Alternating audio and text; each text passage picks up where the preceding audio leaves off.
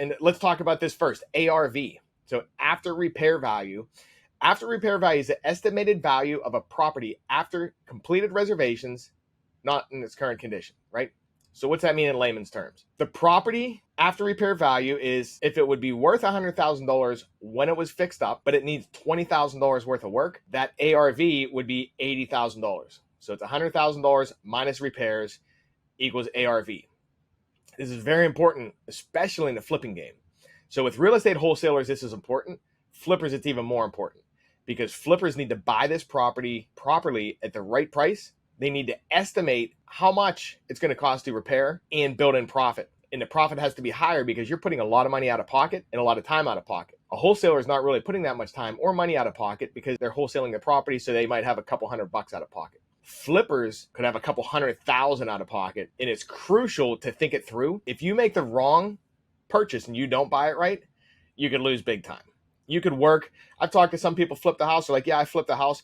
Took me 6 months and I barely got out of it by breaking even. So think about that. Would you want to put up $200,000 or $300,000, 6-month effort to make no money? Okay. Everybody's going to fail. Everybody's going to learn. Try to do it once. Better yet, try to learn from someone else's mistake. Number 2, repairs.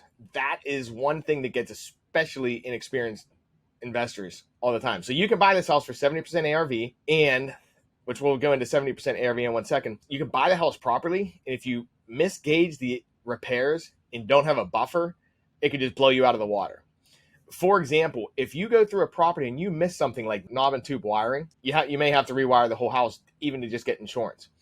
I bought a property that had low voltage wiring through the entire house. So low voltage means it's not like regular wiring through the entire house. It's a whole, we had to completely pull every single piece of wire in the whole house and replace it. Luckily, I have a good team, so it was called out. But if it was my first property, I might not have noticed that. And what that would mean is if I had like medium profit margins and then something like that popped up, that's an extra $10,000. What if I only had like $10,000, $15,000 profit? Now we got to fix that. Now we're breaking even. So it's things like that. It's things like not expecting once you break into the wall to find problems behind there. A lot of times that happens also. We get into a construction project and I get the phone call. It's like, hey, Bri, you got to stop over here. I go over, we start looking at it. I look, and it, behind the wall, it's like, I don't know, something hammered. You know, even like plumbing issues, like stacks all the time. We break out walls, they're always rusted, right? In the basement, sometimes we'll rip out walls and then we see the foundations are hammered. Water problems I see a lot. We do a lot of French drains. I had one property that I bought and I thought the foundation was salvageable, but we literally replaced the foundation in a property. I was not planning on doing that when I bought the property. And luckily I buy and hold properties, so it didn't matter because I keep them as rentals and the property appreciates. But if I was flipping it, that could be a problem. So last thing is we're going to look at, okay, so a flipper wants to buy the property. They want to pay 70% ARV. So what that means is they're looking at this $100,000 property. If it needs $20,000 in repairs, that takes it down to $80,000. And then the flipper can only give 70% of that. So it's like $56K. You have to budget for a 30% profit margin, and maybe you'll make 20% depending on what pops up, right?